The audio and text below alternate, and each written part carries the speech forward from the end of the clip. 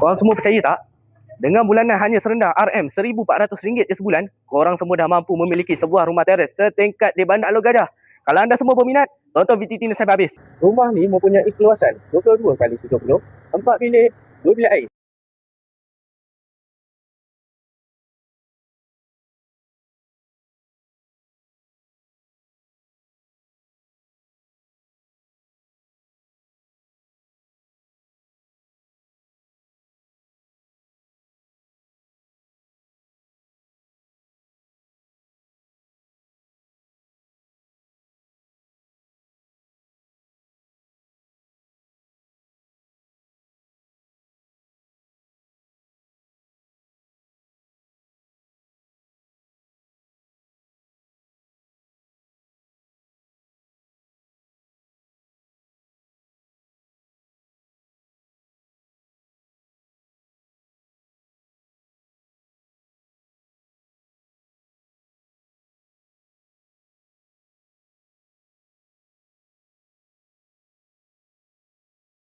Sebarang pertanyaan lanjut, korang semua boleh terus DM meja, kita bincang sampai jadi.